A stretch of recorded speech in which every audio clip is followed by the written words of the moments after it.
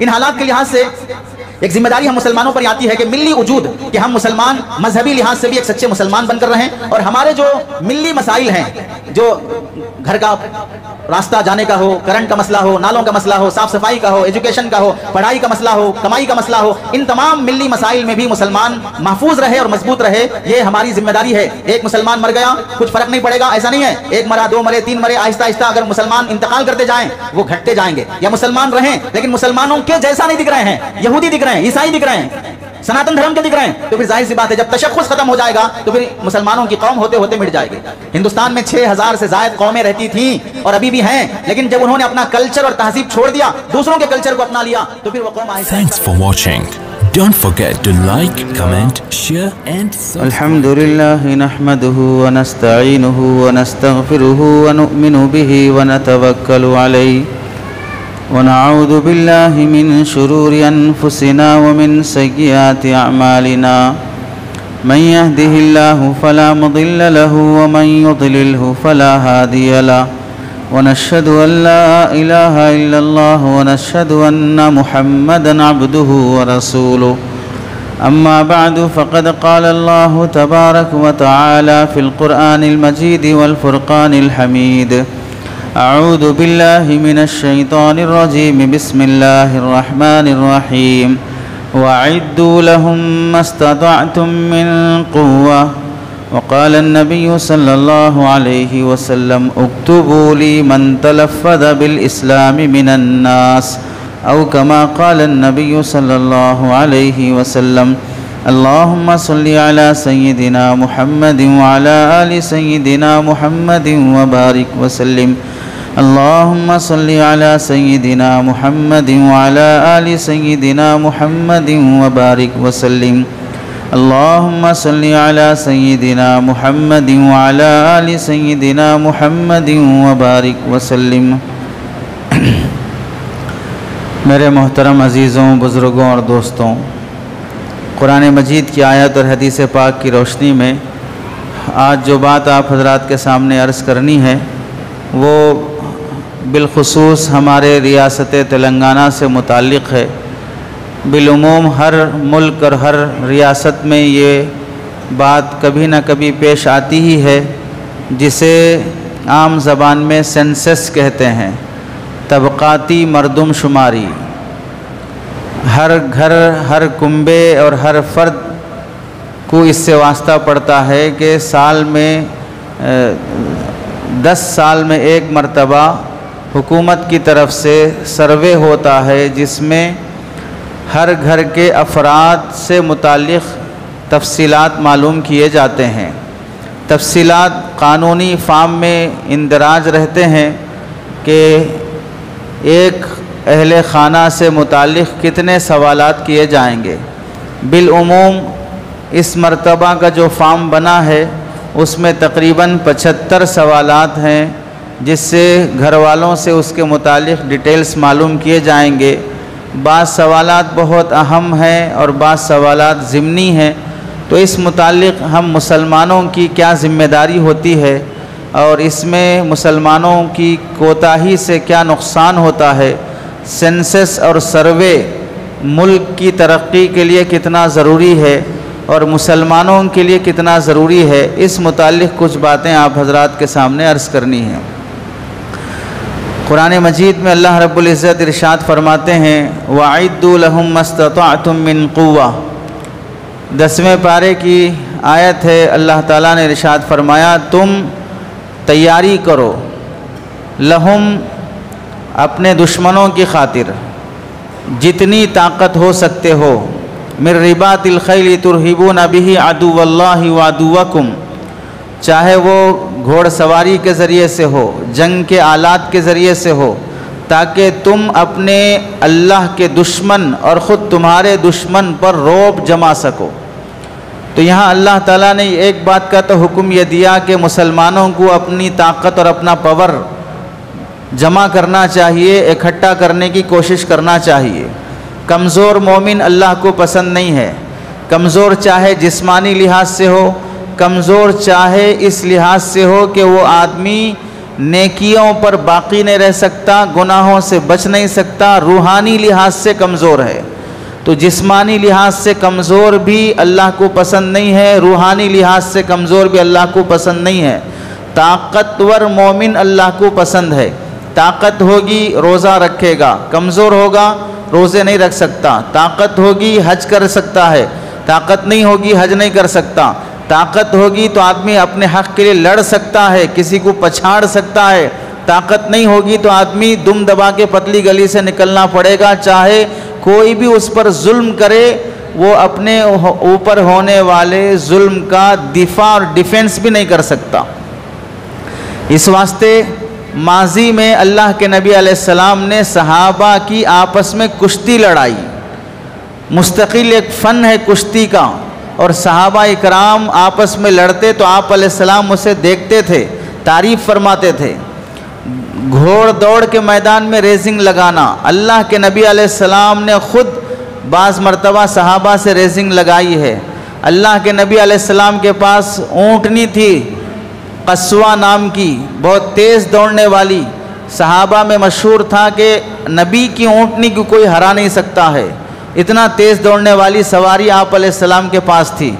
نبی کریم صلی اللہ علیہ وسلم نے عید کے موقع پر دیکھا کہ بعض لوگ آپس میں کشتی لڑ رہے ہیں یا کھیل تماشے کر رہے ہیں جس میں صحت آدمی کی بنتی ہو، تو حضرت عائشہ رضی اللہ تعالیٰ عنہ پردے کے پیچھے سے شوق سے دیکھ رہی تھیں اور آپ علیہ السلام انہیں دکھا رہے تھے۔ دوڑنے میں جو فرسٹ آتا ہے آپ علیہ السلام اسے انعام میں چادر دیتے تھے۔ تو طاقت بنانا اپنی اسلام میں بہت اہمیت ہے۔ اسی طرح اس آیت میں اللہ نے پہلی بات جو فرمائی کہ اپنی طاقت اکٹھا کرو، اور دوسری بات اس آیت میں یہ فرمائی طاقت اکٹھا کرنے سے، تم مضبوط بننے سے تمہارے دشمن پر تمہارے پاور کا رعب پڑتا ہے، وہ تم سے ڈرنے لگتا ہے، اس کے دل میں خوف پیدا ہوتا ہے۔ اور یہ ہر آدمی چاہتا ہے اپنے دشمن کو ڈرانا، ہر آدمی چاہتا ہے کہ میں غالب رہنا، میں پاور میں رہنا، میں اونچا رہنا۔ تو اللہ تعالیٰ نے بھی یہ تعلیم دی ہے کہ تم اگر پاور میں رہو گے، اگر تم طاقت اکٹھا کر کے رہو گے تو دوسرے لوگ تم سے ڈریں گے۔ اس کی مثال اگر آپ تنہا اکیلے ہیں اور آپ کا دشمن 15-20 غنڈوں کو ساتھ لے کر آیا ہے آپ سے لڑنے کے لیے، تو آپ بتائیے کتنا بھی ہمت والا انسان ہو، 20 غنڈوں کو دیکھنے کے بعد تھوڑا سا خوف ہوگا کہ نہیں ہوگا؟ اگر آپ کے سپورٹ میں 20 کے بجائے 40 ہوں تو پھر جو 20 غنڈے آئے ہیں وہ 40 کو دیکھ کے بھاگیں گے۔ پتہ چلا جب آپ کی یونٹی بڑھتی ہے، آپ کی میجارٹی بڑھتی ہے، آپ میں اتحاد پیدا ہوتا ہے، تو اس سے دشمن کے دل میں خوف ہوتا ہے۔ اس آیت کے تحت میں علماء نے لکھا ہے، سورہ انفال کی آیت نمبر 60 کے تحت میں وَأَعِدُّوا لَهُم مَّا اسْتَطَعْتُم مِّن قُوَّةٍ، اس آیت کے تحت میں طاقت سے کیا مراد ہے؟ پہلی بات، کوئی ایسی متعین طور پہ طاقت مراد نہیں ہے کہ ہر زمانے میں ایک ہی طرح کی طاقت مراد ہو، یعنی آدمی جم کر کے، ڈمبلز اٹھا کے اور اٹھ بیٹھ کر کے آدمی اپنی باڈی بنا لیا، یہی ضروری نہیں ہے۔ طاقت ہر زمانے کے لحاظ سے مختلف طرح کی ہو سکتی ہے۔ مثال کے طور پر اس وقت دنیا میں سب سے بڑی طاقت کیا ہے؟ وہ ہے ایجوکیشن پاور، کہ جو قوم اچھا پڑھتی ہے اور ایجوکیشن میں آگے رہتی ہے، کہ اس قوم کے 90% بچے پڑھے لکھے ہیں، اس قوم کے بچے کوئی IAS میں ہیں، کوئی IPS میں ہے، اس قوم کے بچے کوئی لا پڑھ رہے ہیں، ایڈوکیٹس ہیں، ججز ہیں، تو ظاہر سی بات ہے ہر گھر میں کوئی جج مل رہا ہے، ہر گھر میں کوئی ایڈوکیٹ ہے، ہر گھر میں کوئی IPS آفیسر ہے، ہر گھر میں کوئی SI ہے، IS ہے، تو اس سے قوم پر کتنا اثر پڑے گا؟ محلے کے لوگ اس سے کتنا متاثر ہوں گے، بستی کے لوگ اس سے کتنا متاثر ہوں گے۔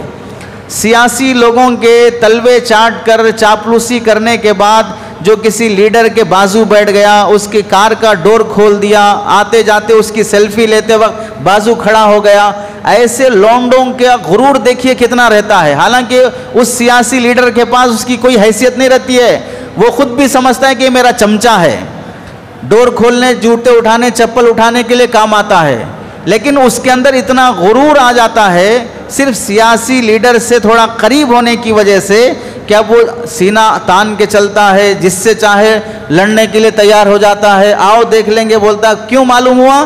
اس سیاسی لیڈر کی جوتیوں کی دھول لگی ہے، بس اس دھول کا یہ اثر ہے جو اس میں اتنا غرور آ رہا ہے۔ اب پھر سمجھیں اس خود سیاسی لیڈر میں کتنا غرور ہوگا۔ تو آدمی جب پاور میں ہوتا ہے تو اس کی چال چلن الگ ہوتی ہے۔ بعض بے وقوف اور نادان قسم کے نوجوان جو خود کو مسلمان بھی کہتے ہیں اور دکھتے بھی ہیں، پہلے بہت شریف تھے، لیکن جیسے ہی کسی سیاسی لیڈر کے جوتے اٹھانے کا موقع مل گیا، کسی سیاسی لیڈر کی کار کا ڈور کھولنے کا موقع مل گیا، اسٹیج پر ساتھ مائک پکڑ کر یا چھتری پکڑ کر یا رومال پکڑ کے کھڑے ہونے کا موقع مل گیا، تو اب سمجھتے ہیں کہ ہم بہت ہائی لیول کے ہو گئے، پہلے ہم انسان تھے اب بیل بن گئے ہیں، اب جانور بن گئے ہیں، اس واسطے جس کو چاہے بھونک سکتے ہیں، جس کو چاہے ہم سینگ مار سکتے ہیں، اس طرح کا تصور آ جاتا ہے۔ تو بعض نوجوان علماء کے بھی خلاف بول دیتے ہیں، بعض مرتبہ ایسی حماقت ہو جاتی ہے کہ سیاسی طاقت کے غرور میں، دھوکے میں انسان اپنی آخرت برباد کر لیتا ہے۔ کبھی عالم دین کی تنخواہ اتنی کم ہے اس پر رحم نہیں آیا، کبھی مسجد کے خادمین کی گزارا کیسے ہو رہا اس کا خیال نہیں آیا، کبھی مدارس کیسے چلتے ہیں، غریب یتیم معصوم بچے وہاں پر کیسے حافظ قرآن عالم دین بنتے ہیں، اس میں میں کیا پارٹیسپیٹ کر سکتا ہوں، حصہ لے سکتا ہوں، اس کا خیال نہیں آیا، کبھی بیوہ محلے کی، یتیم محلے کا کیسے وہ زندگی گزار رہا ہے اس کا خیال نہیں آیا، کبھی کبھار اتفاق سے مسجد کا کوئی امام کوئی ایک نماز پڑھانے، دو نماز پڑھانے کے لیے بیماری ہو سکتی ہے، تھکان ہو سکتی ہے، سفر میں ہو سکتا ہے، گھر میں کوئی پریشانی ہو سکتی ہے، کسی بھی وجہ سے نہیں آیا، تو بعض نادان قسم کے بدتمیز اور نالائق ایسے بھی ہیں، گروپ میں میسج کر دیتے ہیں آج میں نے فلاں مسجد میں نماز پڑھا، امام صاحب نماز پڑھانے کے لیے نہیں آئے ہیں، ایسے امام کو تنخواہ دینا کیسے ہے؟ خود کا باپ جب حرام کما کے لا رہا تھا، خود کی اولاد جب حرام کما کے گھر لا رہی تھی، دھوکہ جھوٹ دے کے لا رہے تھے، لوگوں کا گھر ڈبا کے لا رہے تھے، لوگوں کی عزتیں لوٹ کے لا رہے تھے، تب اس وقت خیال نہیں آیا کہ میرا باپ اتنا حرام خور ہے، میں ایسی باپ کا اولاد ہو سکتا ہوں کہ نہیں ہو سکتا ہوں؟ اپنی نسل پہ کبھی جائزہ کرنے کا موقع نہیں ملا ہے۔ ایک نماز کبھی وہ بھی توفیق مل گئی رات بھر کی عیاشی کے بعد، رات بھر کی گندی فلمیں دیکھنے کے بعد، رات بھر کٹوں اور چبوتروں پہ بیٹھنے کے بعد اتفاق سے کوئی ایک نماز مل گئی، تو اب کمنٹس کس پہ ہو رہے ہیں؟ امام صاحب پہ ہو رہے ہیں۔ ہمیں انسانیت اور اعتدال پہلے سیکھنا ہے کہ پہلے ہم ایک اچھے انسان کے بچے بنیں، اس کے بعد جو لیڈر بننا ہے بعد میں بنیں۔ کوئی لیڈرشپ اتنی بڑی نہیں ہوتی کہ انسان کو حیوان بنا دے۔ آج سے پہلے دنیا میں عبرت اور نمونے کے لیے سب سے زیادہ عبرتناک لیڈر جسے خود اللہ نے عبرت کے طور پہ پیش کیا ہے، وہ سب سے بڑا لیڈر ہے فرعون، جسے دنیا آج تک بھی جانتی ہے، اور اللہ نے قرآن مجید میں اس کا تذکرہ بارہا کیا ہے، اور اس کی میمی کو، اس کی جو باڈی ہے ابھی بھی اللہ نے مصر کے میوزیم میں محفوظ رکھا ہے۔ تو اب یہ سمجھ لیں کہ اللہ جس لیڈر کو ظالم نمونہ بنا کر پیش کر رہا ہے، اس سے بڑا لیڈر تو آج دنیا میں کوئی بن ہی نہیں سکتا ہے۔ اس سے بڑا لیڈر آج دنیا میں نہ بن سکتا ہے، نہ آگے قیامت میں بنے گا۔ پھر یہ بدتمیزی اور یہ شرارت کہ فرعون جیسی حرکتیں کرنے چلیں گے تو اللہ جیسا اسے عبرتناک بنایا ویسے عبرتناک آج کے لیڈروں کو بھی بنائیں گے۔ آدمی بڑا بننے کے بعد سب سے بڑے اخلاق یہ ہوتے ہیں لوگوں کی عزت کا خیال، لوگوں کی ضرورتوں کا خیال، لوگوں کے حقوق کا خیال، یہ سب سے بڑا۔ ورنہ آپ جانتے ہیں عمر بن عبدالعزیز رحمۃ اللہ علیہ بھی لیڈر گزرے ہیں، اور اسی زمانے میں حجاج بن یوسف بھی ان سے پہلے لیڈر گزرا ہے۔ دونوں کے نام تاریخ میں مشہور ہیں۔ حجاج بن یوسف کا نام ذہن میں آتے ہی کبھی رحمۃ اللہ علیہ آیا آج تک کسی کی زبان پر؟ کبھی حجاج بن یوسف کا نام اپنے بیٹے کو رکھنے کا خیال آیا؟ وہ بھی لیڈر گزرا ہے۔ اور ادھر عمر بن عبدالعزیز رحمۃ اللہ علیہ، نام آتے ہی دل میں عقیدت پیدا ہو جاتی ہے، عظمت پیدا ہو جاتی ہے، زبان پر دعا آ جاتی ہے اللہ ان پر رحم کرے۔ یہ کیوں ہے؟ ان کے انصاف کی وجہ سے ہے، ان کے اخلاق کی وجہ سے ہے۔ تو ہمیں اس آیت میں پہلی بات یہ بتائی گئی کہ طاقت اکٹھا کرو، اور طاقت پہلے ایجوکیشن پاور، اپنی نسل کو پڑھاؤ، پڑھانے کے سلسلے میں ہم اور آپ سب جانتے ہیں کہ حافظ قرآن، عالم دین بنانا، یہ بھی پڑھانا ہے۔ اس سے آگے قوم کی جو ضرورتیں ہیں کہ آپ اپنی اولاد کو پولیس بناؤ، جرنلسٹ بناؤ، لائر بناؤ، جج بناؤ، ایس آئی بناؤ، ڈی ایس پی بناؤ، آپ سیاسی جتنے عہدے ہو سکتے ہیں وہ سب بناؤ، لیکن بناتے کتنے ہیں اور بنانے کے نام پر قوم کو دھوکہ کتنا دیتے ہیں؟ 98% مسلمان کے بچے اسکولوں میں پڑھتے ہیں۔ مدرسہ اگر کسی محلے میں چلتا ہو، لیڈیز لڑکیوں کا مدرسہ، وہاں پر 50 60 100 بچیاں مشکل سے پڑھتی ہوں گی۔ اسی محلے میں اگر کوئی اسکول چلتا ہے، وہاں پر 500 لڑکیاں پڑھتی ہوں گی، 1000 لڑکیاں پڑھتی ہوں گی۔ جتنے عیسائی مسنریز اسکول ہیں، سینٹ میری ہو، سینٹنس کالج ہو، ان سب میں دیکھ لو برقع پہن کر 80% پڑھنے والی مسلمان لڑکیاں ہوتی ہیں۔ یہ برقع اسلام کی وجہ سے نہیں ہے، یہ برقع سماج کی وجہ سے ہے، یہ برقع زبردستی سے ہے۔ اندر سے وہ لڑکی عیسائی بن چکی ہے، اندر سے وہ لڑکی عیسائی بن چکی ہے۔ بعض لوگوں کو ہوتا ہے کہ ہماری بچی بھی کالج جاتی، کیا وہ بھی عیسائی بن چکی ہے؟ آپ کی اور ہماری بچی کی صفائی دینے کی ضرورت نہیں ہے۔ آپ کی اور ہماری بچی کتنا اسلام کو جانتی ہے، کتنا صحابیات سے محبت ہے، کتنا رسول اللہ سے محبت ہے، کتنا پردے کی پابند ہے، کتنا نماز کی پابند ہے، کتنا ماں باپ کی قدر کرتی ہے، اور کتنا وہ بوائے فرینڈ بنانے، واٹس ایپ پر چیٹنگ کرنے، سیریل دیکھنے، یوٹیوب دیکھنے پہ دل لگا رہی ہے۔ اس سے فیصلہ کیجئے۔ علماء کے بیانات پہ برہم ہونے سے پہلے اپنی نسل کی حفاظت کی کوشش کیجئے۔ اگر میں یہ بول دیا کہ ہماری جتنی بچیاں کالج جا رہی ہیں وہ سب کی سب رابعہ بصریہ ہیں، وہ سب کی سب سیدنا عبد القادر جیلانی کی والدہ کی طرح ہیں، وہ سب کی سب حسن بصری کی بیٹی کی طرح ہیں، میں بول دیا تو کیا تمام بچیاں حسن بصری کی اولاد بن جائیں گی؟ کیا سب کی بیٹیاں عبد القادر جیلانی کی اماں بن جائیں گی؟ میرے بولنے سے کوئی اچھا نہیں ہو سکتا، کوئی برا نہیں ہو سکتا۔ گراؤنڈ ریالٹی کس کے گھر کی کیا ہے وہ خود جائزہ لیجئے۔ لوگوں کی بے وقوفی کا عالم یہ ہے کہ اپنے حقائق سے منہ چرانا چاہتے ہیں، اور جس پر راستہ دکھانے کی رہبری کی جاتی ہے اس پہ برہم ہونا چاہتے ہیں۔ تو پہلی طاقت ہم کو جمع کرنا ہے وہ ایجوکیشن پاور، کہ اپنی نسل کو پڑھاؤ، پیٹ پہ پتھر باندھو، غریبی برداشت کرو، فضول خرچیاں عیاشیاں چھوڑو، لیکن اپنے بچوں کو ہائی لیول کا ایجوکیشن دلاؤ۔ دوسرا پاور ہے اس آیت کے تحت میں، وہ طاقت کا پاور ہے قوموں کی طاقت، یعنی آپ کے قوم کے بچے کمزور نہ ہوں، صحت مند ہوں۔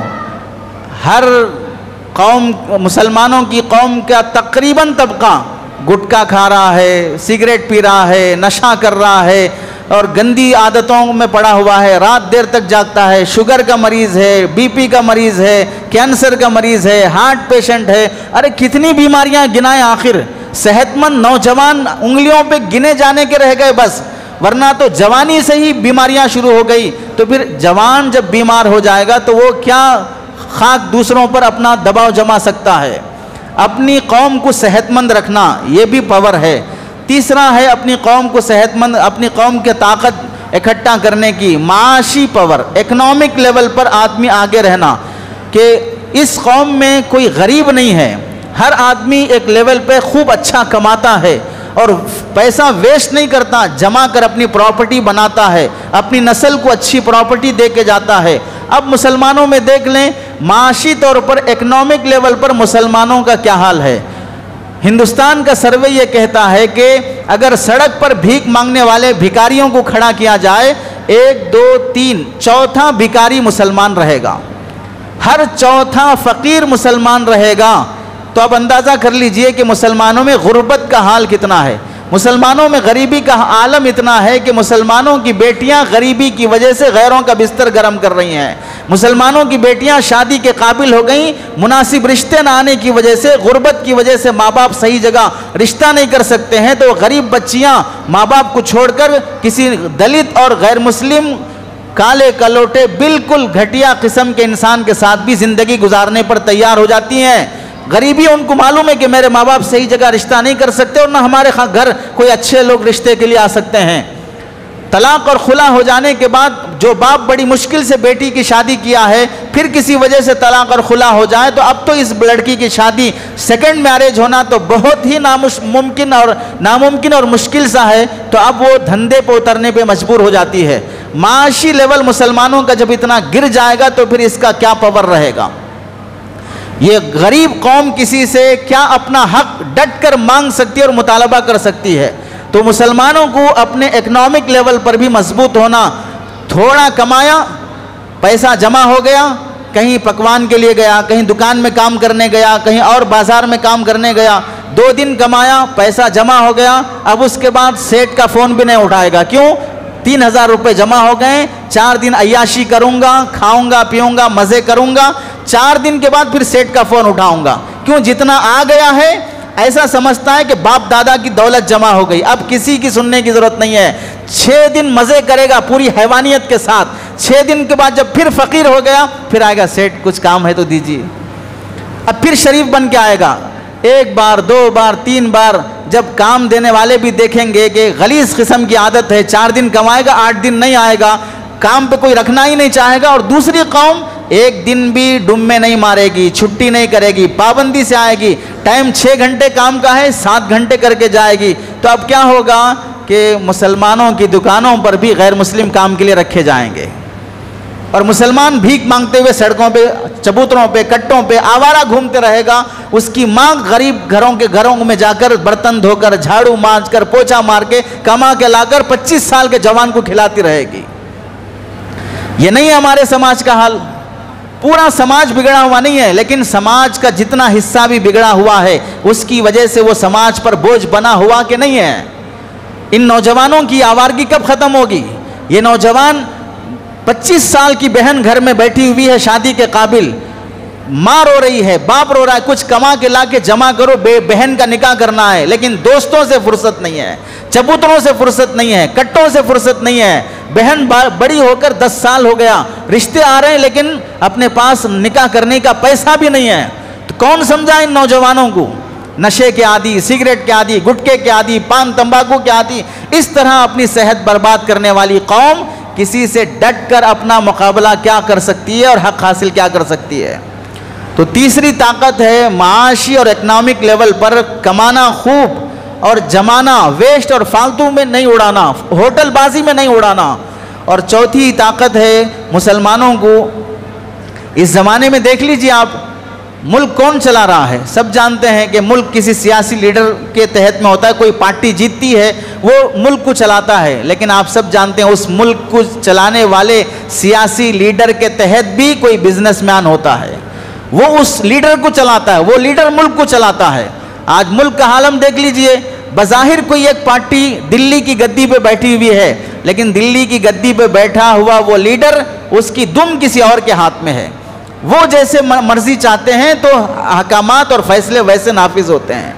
تو ہم یہ کہتے ہیں کہ اکنامک پاور جس کے ہاتھ میں ہوگا وہ پورے ملک کو قبضے میں کر سکتا ہے۔ مسلمانوں کو خوب کمانے کی اسلام نے ترغیب دی ہے۔ اللہ کے نبی علیہ السلام کی دعائیں آپ جانتے ہیں، اے اللہ میں تجھ سے مالداری کی دعا مانگتا ہوں۔ نبی کی دعاؤں میں کہ اپنے آپ کو مالدار ہونے کی دعا اللہ کے نبی مانگا کرتے تھے۔ پھر بعض لوگوں کو خیال آئے گا پھر اللہ کے نبی کے گھر میں فاقہ کیوں تھا، پیٹ پہ پتھر کیوں باندھتے تھے، 2 مہینے چولہا کیوں نہیں جلتا تھا؟ وہ اللہ کے نبی علیہ السلام کا اختیاری پاور تھا، آپشنل تھا، مرضی تھی اللہ کے نبی کی، نبی کا چاہتے ویسا تھے کہ میں ایسا رہنا پسند کرتا ہوں، لیکن میں امت کو ویسا دیکھنا پسند نہیں کرتا، میں امت کو اچھی حالت میں دیکھنا پسند کرتا ہوں۔ تبھی اللہ کے نبی علیہ السلام دعائیں سکھائے امت کو کہ اپنا گھر بھی بناؤ تو اچھا بڑا بناؤ۔ بڑے گھر کی دعا اللہ کے نبی مانگا کرتے تھے، اللہم بارک لی فی رزقی ووسع لی فی داری، اے اللہ میری روزی میں برکت عطا فرما اور مجھے بڑا گھر عطا فرما۔ یہ اللہ کے نبی علیہ السلام کی دعائیں۔ لیکن مسئلہ یہ ہے کہ جتنے دیندار لوگ ہیں اللہ کے نبی کو اپنے اینگل سے دیکھتے ہیں، اگر کوئی مجاہد ہے تو نبی کے جہاد کو دیکھے گا، اگر کوئی بزرگ اور صوفی ہے تو نبی کے بزرگی کو دیکھے گا، اور اگر کوئی بزنس مین ہے تو نبی کے تجارت کو دیکھے گا، اور اگر کوئی تبلیغی ہے تو نبی کے تبلیغ کو دیکھے گا، اگر کوئی استاذ اور معلم ٹیچر ہے تو نبی کی ٹیچنگ کو دیکھے گا۔ ہر آدمی اپنے اپنے اینگل سے دیکھتا ہے تو نبی میں وہ نمونے نظر آتے ہیں، لیکن جو ہم اپنے اینگل سے دیکھتے ہیں وہی نبی نہیں ہے، نبی کے اور بھی اینگلز ہیں، نبی کے اور بھی پہلو اور جہت ہیں جسے دیکھنا چاہیے۔ اللہ کے نبی علیہ السلام کی پہلوانی بھی ہے، آپ کی طاقت اور قوت بھی ہے۔ مدینے میں ایک مرتبہ اچانک زور کا دھماکہ ہوا، آواز آئی، سارے مدینے کے لوگ گھر سے باہر نکل گئے ڈر کے کہیں زلزلہ نہیں آ گیا، تو دیکھا سب سہمے ہوئے کھڑے ہیں۔ اچانک دور سے گھوڑ سوار تیزی سے آ رہا ہے، قریب آنے کے بعد پتہ چلا نبی کریم صلی اللہ علیہ وسلم ہیں۔ سب ڈر کے مارے کوئی ڈرے ہوئے ہیں، ایک تنہا اکیلا سرکار دو عالم صلی اللہ علیہ وسلم ایک 5-10 منٹ کے اندر مدینے کا پورا راؤنڈ لگا کے آ گئے کہ میں پورا مدینہ چھان کے آ گیا، کوئی ڈر کی بات نہیں، جاؤ آرام کرو۔ یہ کیا بات ہے، کتنی ہمت کی بات ہے، رات کے اندھیرے میں، اس زمانے میں تو لائٹ بھی نہیں تھی، تو آپ علیہ السلام کی شجاعت اور ہمت کی بات ہے۔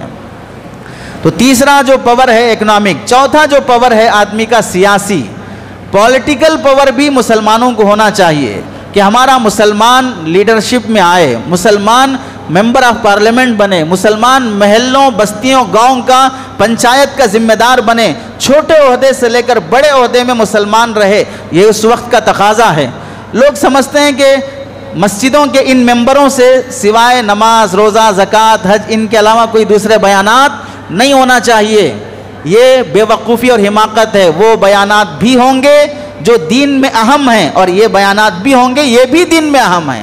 یہ کوئی دنیا داری بیان نہیں کی جا رہی، یہاں سے نبی کریم صلی اللہ علیہ وسلم کے دین کا جامع تصور، یہ سوچنا کہ ہم یہ بولیں کہ زمین کے نیچے کیا ہوگا، آسمان کے اوپر کیا ہوگا، ہم صرف وہ بولیں گے آسمان کے نیچے کیا ہوگا، زمین کے اوپر کیا ہوگا، ہم یہ نہیں بولیں گے نہیں سنیں گے، تو پھر اگر کوئی قوم ایسا سمجھ کے جی رہی ہے تو ٹھیک ہے، آپ سمجھیں اور جئیں ویسے ہی، لیکن دوسرے قوموں کو ایسے پابند کرنے کے آپ حقدار نہیں ہیں۔ اگر کریں گے کہ ہر شخص کی زبان پر زمین کے نیچے کی بات ہونا، آسمان کے اوپر کی بات ہونا، تو پھر ایسے لوگوں کو یا تو زمین کے نیچے رہنا چاہیے یا آسمان کے اوپر رہنا چاہیے، جہاں ہیں وہاں کی بات کرو، پھر زمین کے نیچے چلے جائیں یا آسمان کے اوپر چلے جائیں۔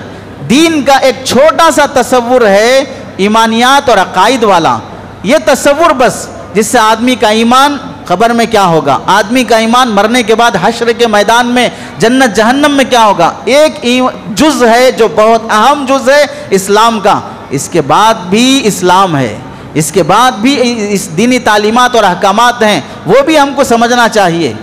چوتھا پاور ہے سیاسی لیول پر آدمی مضبوط ہونا۔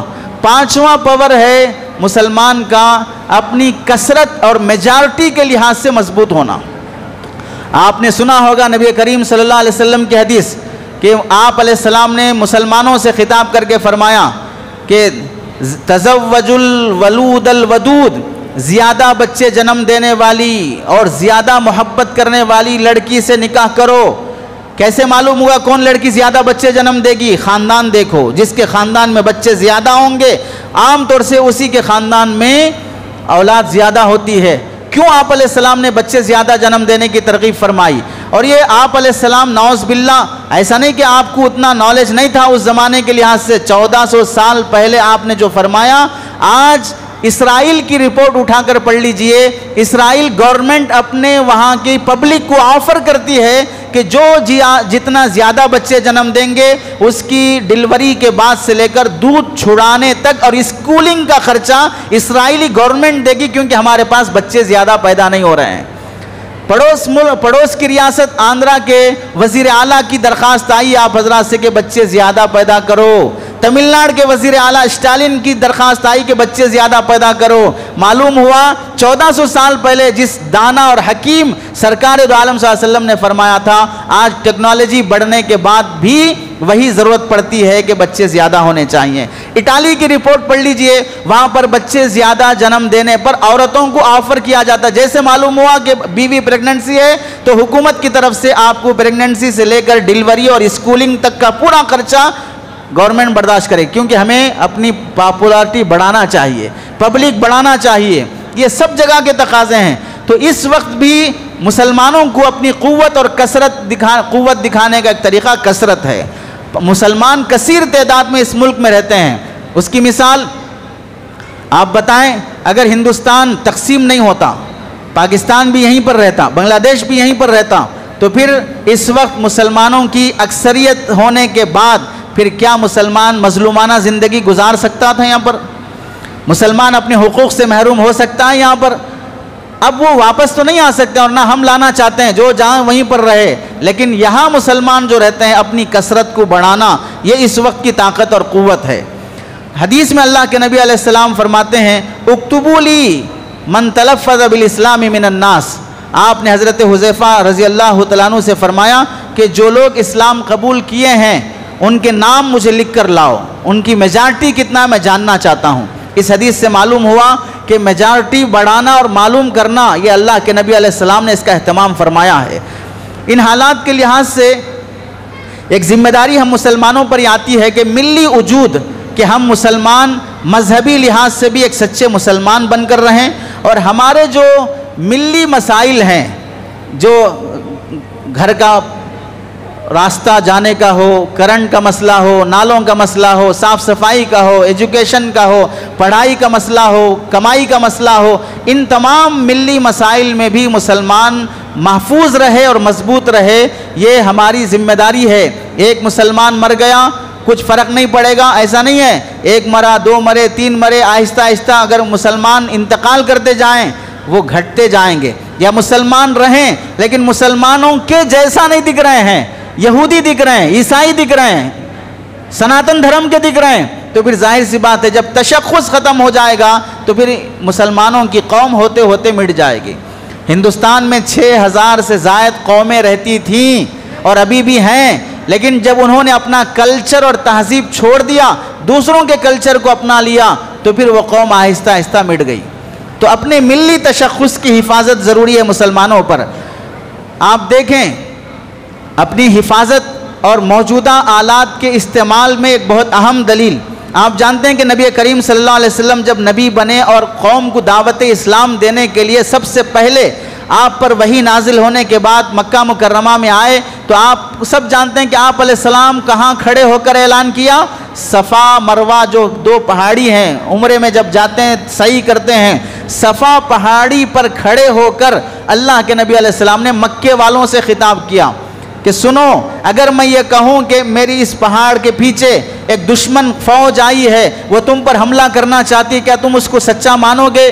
تو قوم نے کہا کہ آپ صادق ہیں، امین ہیں، آج تک آپ نے جھوٹ نہیں کہا، آپ بولتے ہیں تو ہم مان لیں گے کہ پیچھے پہاڑ کے یہ قوم فوج کھڑی ہے دشمنوں کی جو تمہیں مارنے کے لیے تیار ہے. یہاں سمجھیں آپ علیہ السلام قوم کو بتانے کے لیے صفا پہاڑی پر ہی کیوں کھڑے ہوئے، مروہ پہاڑی پہ کیوں نہیں کھڑے ہوئے؟ آپ علیہ السلام کعبۃ اللہ میں جا کر کیوں کھڑے ہو کر اعلان نہیں کیا؟ صفا پہاڑی پر ہی کھڑے ہو کر کیوں اعلان کیا؟ علماء لکھتے ہیں اس کی حکمت یہ ہے، اس زمانے میں مکہ مکرمہ کا جو میڈیا تھا وہ صفا پہاڑی تھی. یعنی صفا پہاڑی پر کھڑے ہو کر کوئی بھی آدمی آ کر کوئی اعلان کرتا تو وہ اعلان بہت اہمیت سے سنا جاتا اور پورے شہر میں وہ اعلان پھیل جاتا کہ یہ بات ہوئی ہے. کہاں سے آئی ہے؟ صفا پہاڑی سے اعلان ہوا ہے. جیسے آج کل کے زمانے میں بھئی فلاں میڈیا سے یہ بات پھیل رہی ہے، یا وزیر اعلیٰ نے یہ بات کہی ہے، یا فلاں مسجد سے یہ بات چل رہی ہے، تو جیسے ایک جگہ کی اہمیت ہوتی ہے ویسے ہی اس زمانے میں صفا پہاڑی کی بہت اہمیت تھی. وہاں سے ہونے والا اعلان پورے ملک میں بہت تیزی کے ساتھ پھیلتا تھا.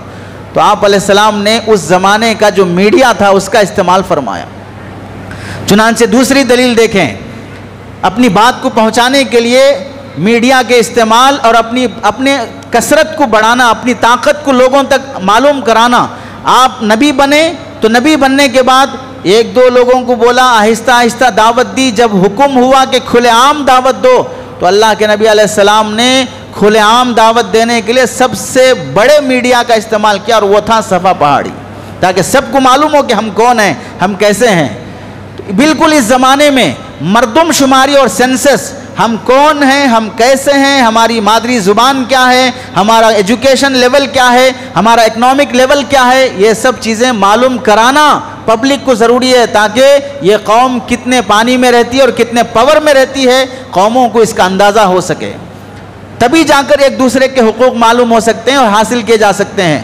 مکہ مکرمہ میں دو موقع ایسے تھے جہاں پر پورا عرب جمع ہوتا تھا۔ ایک تھا حج، جہاں پر کافر ہونے کے باوجود بھی، حضرت ابراہیم علیہ السلام کے طریقوں کو بدل دینے کے باوجود بھی وہ لوگ حج کے لیے بہت اہتمام سے آتے تھے مکہ مکرمہ میں لوگ، حج کے میدان زمانے میں۔ دوسرا تھا عکاظ کا بازار، عکاظ عین کاف الف ضا، عکاظ کا بازار۔ یہ بازار مکے کا بہت مشہور تھا، سال میں 2 مرتبہ یہ بازار لگتا تھا، 6 مہینے میں ایک بار، ذی قعدہ کے مہینے میں 1 مرتبہ یہ بازار لگتا تھا، سال کے 2 مہینوں کے لحاظ سے۔ تو اس بازار میں مسلمان، نان مسلم، ہر مذہب کے لوگ جمع ہوتے تھے، اور جمع ہونے کا مقصد صرف خرید و فروخت کرنا نہیں ہے۔ مقاصد میں لکھا ہے وہ بازار کی اتنی اہمیت تھی، شعر شاعری کے پروگرام چلتے تھے اس بازار میں علماء نے لکھا ہے کہ قوانین ہمیں اپنے ملک میں کیسے رہنا ہے، وہ قوانین اس بازار میں ترتیب دیے جاتے تھے۔ اس بازار میں قوموں کے جھگڑے حل ہوتے اور فیصلے کیے جاتے تھے۔ آپس میں 2 قومیں لڑ لی تو کہتے ٹھیک ہے عکاظ بازار میں تمہارا فیصلہ ہوگا، تو فیصلے کے لیے اس بازار کا انتظار کیا جاتا، وہاں فیصلے ہوتے تھے۔ اس بازار میں پبلک کو کیسے رہنا یہ فیصلے منظور کرائے جاتے تھے۔ اس بازار میں نئے معاہدے تیار ہوتے، وہ معاہدے آپس میں اعلان کیے جاتے۔ اس بازار میں کشتیوں کا مقابلہ اور ریس ہوتا تھا۔ عربی گرامر کی ترتیب اس بازار میں دی جاتی تھی۔ اتنا مشہور بازار اور ہر کام کے لیے استعمال ہونے والا۔ آپ علیہ السلام جب نبی بنے تو حج کے لیے آنے والے تمام حاجیوں میں جا کر دعوت دین کا کام کرتے تھے۔ عکاظ کے بازار میں آ کر آپ علیہ السلام آنے والے لوگوں کو پکڑ پکڑ کے دین کی بات سمجھاتے تھے۔ تو معلوم ہوا بازار ہمارا نہیں ہے، عام پبلک کا ہے، لیکن ہم اپنی بات وہاں پر پہنچانا ہماری ذمہ داری ہے۔ اس وقت کا سب سے تیز رفتار اور وسیع العصر میڈیا کا آپ علیہ السلام نے استعمال فرمایا۔ چنانچہ اس کے تحت میں علماء نے ابھی حال میں ہندوستان کے ایک بہت مشہور اور مقبول علمی فقہ اکیڈمی ہے، جہاں پر پورے ہندوستان کے بڑے بڑے مایاناز علماء جمع ہوتے ہیں، اور حتیٰ کہ بیرون ممالک سے بھی بعض مرتبہ فقہاء اکرام کو بلایا جاتا ہے۔ 11 تاریخ اس مہینے کی نومبر کی ایک سیمینار ہوا، اس میں یہ فیصلہ تجویز کیا گیا کہ موجودہ زمانے میں سوشل میڈیا کا استعمال مسلمانوں کے لیے ضروری ہے، جائز ہے، کہ تاکہ وہ اپنی بات قوموں تک پہنچا سکیں، کیونکہ سوشل میڈیا کے ذریعے سے لوگوں کے دماغ خراب ہوتے جاتے ہیں۔ کارٹونز اسلام کے خلاف، فلمز اسلام کے خلاف، سیریلز اسلام کے خلاف، سیریز اسلام کے خلاف، اسلام کے خلاف ہر چیز کا ویڈیو بنایا جاتا ہے، دیکھنے والوں کے دماغ خراب ہو جاتے ہیں۔ مسلمانوں کی ذمہ داری کہ اس موقع پر اس کا صحیح استعمال کر کے لوگوں کو صحیح میسج دے سکیں۔ اس سے یہ غلط فہمی بھی دور ہو گئی کہ بعض لوگ جو سمجھتے ہیں کہ بیان کا ویڈیو نکالا جاتا ہے، مسجدوں میں ویڈیو بنایا جاتا ہے، اب صرف یہاں پر ناچنے والے آنا باقی ہیں، شراب پینے والے آنا باقی ہیں۔ جتنی لمٹ ہے اسی لمٹ میں رہنا چاہیے، زیادہ بے عزتی اپنی نہیں کروا لینا چاہیے۔ آدمی کی جتنی حیثیت ہے اتنی حیثیت میں رہنا۔ جب مسائل معلوم نہیں ہے، جب قرآن حدیث زیادہ پڑھا نہیں ہے، تو جتنی لمٹ ہے اسی لمٹ میں رہنا۔ حد کراس کرو گے تو پھر مفت میں عزت جائے گی۔ تو بعض دیندار طبقے کے لوگ ایسے رہتے ہیں کہ جو علماء کے فیصلوں کے خلاف فیصلے کرتے ہیں اپنی جہالت کو پرموٹ کرنے کے لیے، یہ بتانے کے لیے میں جاہل نمبر 1 ہوں۔ اس واسطے جب علماء کسی چیز کو قرآن حدیث کی روشنی میں اجازت دیتے ہیں وہ قوم کی مصلحت کے خاطر، ورنہ انہیں کوئی بھوت سوار نہیں ہے مشہور ہونے کا، پبلک سٹی کرنے کا۔ انہیں قوم کی گمراہی کی فکر ہے کہ یہاں بیٹھے بیٹھے پاکستان کے کسی حولے کا عقیدت مند ہو رہا ہے۔ ایسے شخص کے لوگ کے ہاتھ پر بھی لوگ بیعت کر رہے ہیں جو خود کو خدا کہتا ہے۔ خود کو خدا کہنے والے انسان کے ہاتھ پر بیعت کر کے اسے خدا مان رہے ہیں لوگ۔ کس کی وجہ سے؟ سوشل میڈیا کی وجہ سے۔ تو موجودہ آلات میں جس سے اپنا پاور بڑھ سکتا ہے، اپنی بات ہم پھیلا سکتے ہیں، اس کا مطلب یہ نہیں ہے کہ ہر ایرا غیرہ لے لے سیلفی بنا لے اسٹک ہاتھ میں لے کے اب فالتو بکواس کر کے اپلوڈ کرتے جا رہا. بعض نادانوں کو گھر میں ماں باپ کی خدمت کی توفیق نصیب نہیں, بہن کی شادی کی ذمہ داری کا احساس نہیں, بیوی اور بچوں کی خدمت کا احساس نہیں, اپنے محلے کے حالات سے واقفیت نہیں ہے, صرف سوشل میڈیا کے ہیرو بنے بیٹھے ہیں مشہور ہونے کی خاطر یا پیسے کمانے کی خاطر. گراؤنڈ لیول کی ذمہ داریاں پوری کرنے کے بعد اگر کوئی آدمی آگے بڑھتا ہے تو وہ الگ مسئلہ ہے, لیکن حقوق سے غافل ہو کر کوئی آدمی مشہور ہیرو نہیں بن سکتا ہے. تیسری بات ہم یہ سمجھیں, اللہ کے نبی علیہ السلام کے زمانے میں قبیلوں کے سردار سے پناہ لینے کا معاملہ تھا. آپ علیہ السلام قبیلے قریش کے بنو ہاشم کے ہیں.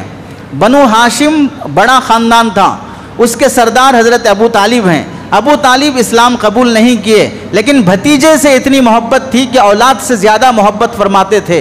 اللہ کے نبی علیہ السلام کو حضرت ابو طالب نے اپنی پناہ میں رکھا, کسٹڈی میں رکھا, اور اعلان کیا کہ محمد میرے کسٹڈی میں ہے, ابھی نے کوئی ہاتھ نہیں لگا سکتا. ایک آدمی کے کسٹڈی میں آ جانے کا اتنا زیادہ فائدہ ہوا, ابو لہب جیسا شیطان اور بدتمیز انسان بھی اللہ کے نبی علیہ السلام کا کچھ نہیں کر سکا جب تک ابو طالب بحیات تھے. حضرت ابو طالب جب تک زندہ تھے, ابو لہب جیسا کٹر دشمن بھی کچھ نہیں کر سکا. کیا پتا چلا, اگر تم کسی کی پناہ میں آتے ہو جس سے تم اپنا کام سکون سے کر سکتے ہو, ویسے آدمی کا سپورٹ لو. حضرت ابو بکر صدیق رضی اللہ تعالیٰ عنہ بیزار ہو کر مکہ چھوڑ کے جانے لگے. راستے میں ایک سردار ملا, ابن الدغینہ جس کا نام ہے. اس نے پوچھا کہاں جا رہے ہو؟ تو حضرت ابو بکر نے کہا قوم بدماش قوم ہے, مجھے اپنی عبادت کرنے نہیں دیتی اللہ کی, تو میں اپنا گاؤں چھوڑ کے جا رہا ہوں, کہیں اور جا کے اللہ کی عبادت کروں گا. تو ابن الدغینہ کہنے آپ جیسا نیک انسان لا تخرج ولا تخرج, نہ تم جا سکتے ہو نہ تمہیں کوئی نکال سکتا ہے.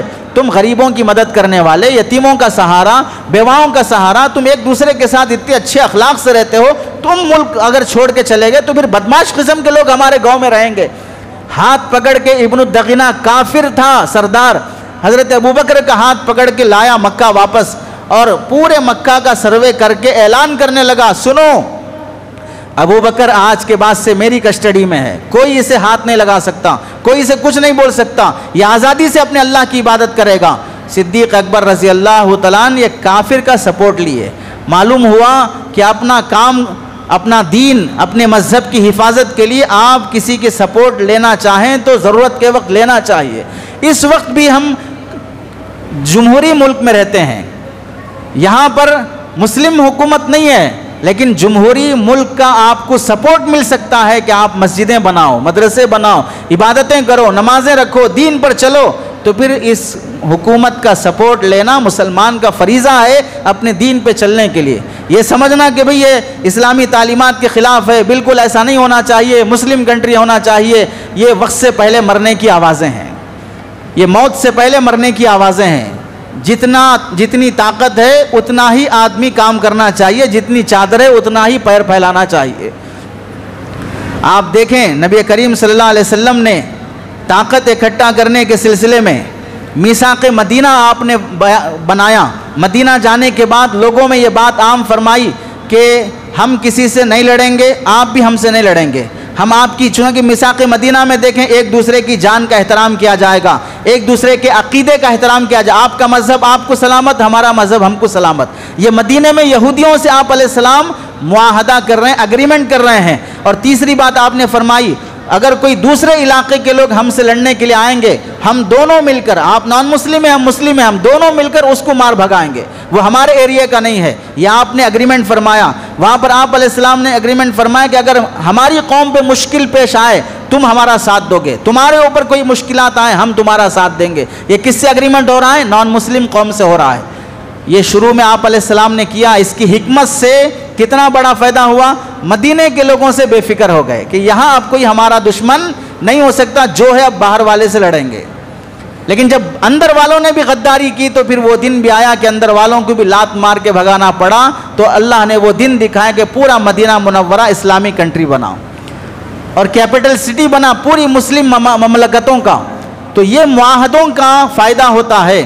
بالکل ہم جس ملک میں رہتے ہیں جمہوری ملک, یہاں پر ہر مذہب کے لوگ رہتے ہیں, ان سے ہمارا معاملہ یہی رہے گا، وہ اپنے عقیدے پہ چلے، ہم اپنے عقیدے پہ، ان کی بھی جان کی عزت، ہماری بھی جان کی عزت، ان کی بھی مال بیٹیوں کی بہنوں کی عزت، ہماری بھی جان مال بیٹی بہنوں کی عزت، ہم بھی اپنی آزادی سے کمائیں گے کھائیں گے، وہ بھی اپنی آزادی سے۔ وہ یہی دور ہے جہاں اللہ کے نبی علیہ السلام نے مکی دور یا ہجرت سے پہلے کا دور جو اللہ کے نبی علیہ السلام کا تھا۔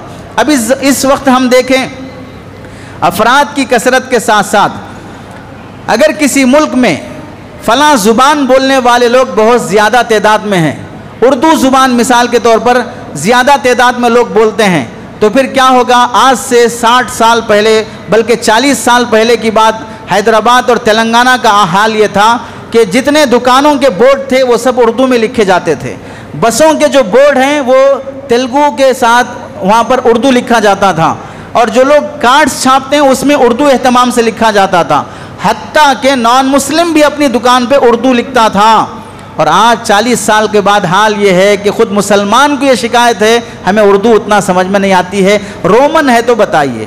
یہ 2000 لاک ڈاؤن کے بعد سے ایک نئی زبان لانچ ہو گئی ہمارے انڈیا میں، رومن۔ یہ کس بے وقوف نے یہ زبان ایجاد کی ہے پتہ ہی نہیں ہے، نہ وہ انگریزی ہے نہ وہ اردو ہے، بیچ میں کنر زبان ہے۔ اس طرح کا ایک ایجاد کر دیا لوگوں نے۔ انگریزی کالج میں 10 سال پڑھا ہے، انگلش میڈیم سے پڑھ رہا ہے، انگریزی بولنا آتا ہے؟ نہیں، اتنا صاف نہیں آتا ہے، تو 12 سال گھاس اکھاڑ رہے تھے، کیا کر رہے تھے؟ پھر علماء سے یہ کہا جاتا ہے کہ علماء کو انگریزی سیکھنا چاہیے، یعنی آپ اور ہم اردو نہیں سیکھیں گے، اور پھر دوسروں کو بولیں گے کہ آپ اردو تو سیکھ لیں اور ایک زبان سیکھیے آپ۔ ہماری مادری زبان انڈیا کے مسلمانوں کو سن لینا چاہیے کہ یہاں کے تمام مسلمانوں کی مادری زبان یہ اردو ہے۔ اگر اس زمانے میں کوئی حافظ قرآن بھی بن گیا پھر بھی اس کا ایمان محفوظ نہیں رہ سکتا اگر وہ اردو نہیں سیکھے گا۔ قرآن رٹ کر وہ حافظ بن جائے گا، لیکن عقیدے کانسیپٹ جو اس کے دماغ میں بیٹھنا چاہیے وہ اردو زبان میں ہے۔ اردو زبان کے بغیر ہم اپنی دین کی حفاظت نہیں کر سکتے۔ ہم تانا دیتے ہوں کسی کو آپ کو انگریزی نہیں آتی ہے، اس سے پہلے ہمیں آئینے کے سامنے کھڑے ہو کر شرم کرنا چاہیے کہ ہمیں اردو نہیں آتی ہم مادری زبان کے ہوتے ہوئے۔ عربی زبان کے بعد اگر کسی زبان میں اسلام محفوظ ہے تو وہ صرف اردو زبان میں ہے، حتیٰ کہ بعض ایسی کتابیں ہیں جو عربی زبان میں بھی نہیں لکھی گئی ہیں، وہ صرف اردو زبان میں لکھی گئی ہیں۔ اس ملک میں جب مغلوں کی حکومت چل رہی تھی اس وقت یہاں کی سرکاری زبان وہ فارسی تھی، یہاں کا نان مسلم بھی فارسی سیکھتا تھا۔ دارالعلوم دیوبند کا 7 سالہ جلسہ جب ہوا، 100 سال کا پیریڈ جب اس کا ختم ہوا، تو اس وقت راجیو گاندھی یا اندرا گاندھی کو جب جلسے میں بلایا گیا، میرے پاس وہ ویڈیو موجود ہے، دارالعلوم دیوبند کے جلسے میں اندرا گاندھی نے یا راجیو گاندھی نے جو تقریر کی ہے اسٹیج پہ کھڑے ہو کر، اس کی اردو آپ سنیں گے تو پتہ چلے گا کہ وہ کوئی پکی مسلمان ہے، ہم نان مسلم ہیں۔ اتنی صاف زبان اردو میں اس کی ہے۔ تو ایک جب پاور مسلمانوں کا لینگویج کے لحاظ سے کیا ہماری زبان عام ہو، جس قوم کی زبان ختم ہو جاتی ہے وہ قوم ختم ہو جاتی ہے۔ اردو زبان کی ترقی دینا، مردم شماری میں ایک سوال آپ سے بھی کیا جائے گا کہ آپ کی مادری زبان کیا ہے، مدر لینگویج کیا ہے، اس میں اہتمام سے لکھنا پڑے گا کہ ہماری مدر لینگویج اردو ہے۔ اگر کوئی انگریزی لکھنے گیا تو پھر سمجھیے وہ انگریز تو نہیں بن سکتا، بیچ میں وہ کنر ہی بنے گا، رومن کا ہی بنے گا۔ نہ وہ انگریزی اس کو پوری آتی ہے کہ انگریزی سمجھ سکے پڑھ سکے، اور نہ اس کو اردو پوری آتی ہے۔ تو اس واسطے مادری زبان، اور لوگ سمجھتے ہیں کہ بھئی اس زمانے میں انگریزی سب جگہ چل رہی ہے، انگریزی سیکھنا چاہیے۔ بالکل انگریزی سیکھنا چاہیے، لیکن سب جگہ چل رہی ہے یہ بے وقوفی ہے۔ میں آپ کو رپورٹ بتاتا ہوں، دنیا میں 5000 سال سے جو تاریخیں لکھی جاتی ہیں، اردو زبان آئی تو انڈیا میں آزادی کے موقع پر، لیکن اس کی ایسے حروف اور جملے بہت پہلے سے جانے جاتے تھے۔ آپ پہلا ملک اس وقت دنیا کا سب سے ظالم ملک کون سا ہے؟ اسرائیل۔ اسرائیل کی رپورٹ اٹھا کے پڑھ لیجئے، وہاں پر انگریزی زبان نہیں بولی جاتی ہے، وہاں کی سرکاری آفیسز میں انگریزی زبان نہیں چلتی ہے، حالانکہ پورا امریکہ انگریز اس کے سپورٹ میں ہے، لیکن لینگویج وہاں کی انگریزی زبان نہیں ہے۔ آپ گوگل پہ سرچ کر لیجئے۔ دوسرا ملک ہے اس لحاظ سے کم مدت میں انتہائی ترقی کرنے والا، وہ ہے جرمن۔ جرمن میں انگریزی زبان چلتی ہی نہیں ہے، وہاں کی سرکاری کاغذات میں انگریزی لکھا ہی نہیں جاتا ہے۔ وہاں کی مستقل لینگویج ہے. پوری دنیا میں انگریزی زبان سے نفرت کرنے والا واحد ملک ہے وہ جرمن. وہ انگریزی زبان کو ہرگز برداشت نہیں کرتا ہے. پڑھنے والے گوگل سرچ کر کے پڑھ لیں. تیسرا ملک ہم دیکھ لیں, وہاں جرمن کے بارے میں لکھا ہے کہ وہاں کے فوجی کو بھی انگریزی بات کرنے پر پابندی لگائی جاتی ہے. یہاں کی ملکی زبان بات کرو. تیسرا ملک ترکی کے چپراسی سے لے کر ملٹری کے آرمی چیف تک سب کو ضروری ہے کہ وہ ترکی زبان میں بات کرے. انگریزی زبان میں بات کرنا ان کے لیے بالکل اجازت نہیں ہے. اب ہم کیا سمجھتے ہیں کہ انگریزی سب جگہ چھائی ہوئی, ہمیں یہ سیکھنا. ارے ملکی زبان, مادری زبان سیکھو, دین محفوظ رہے گا, نسل محفوظ رہے گی.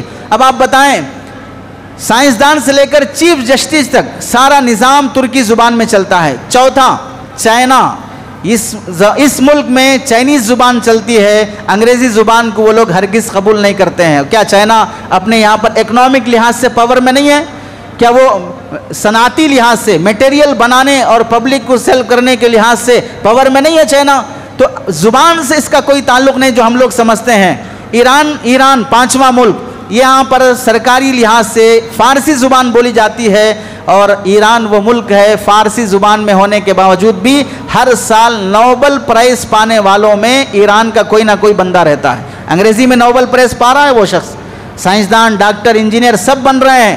جب ملک میں فارسی زبان چلتی تھی, ہندو ہونے کے باوجود بھی وہ فارسی میں ڈاکٹر بنتا تھا, فارسی میں انجینئر بنتا تھا, فارسی پڑھ کے وہ پولیس بنتا تھا, فارسی پڑھ کے وہ ملٹری مین بنتا تھا. یہ کس نے کہہ دیا کہ انگریزی پڑھو گے ہی تو ڈاکٹر بن سکتے ہو؟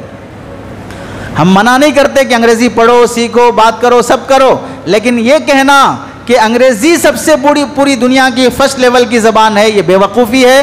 ہر ملک اپنی زبان کو پروموٹ کرنا چاہتا ہے, ورنہ کیا وجہ ہے کہ NEP میں نیو ایجوکیشن پالیسی میں سنسکرت زبان کو کیوں داخلے سلیبس کیوں کیا گیا؟ بتائیے.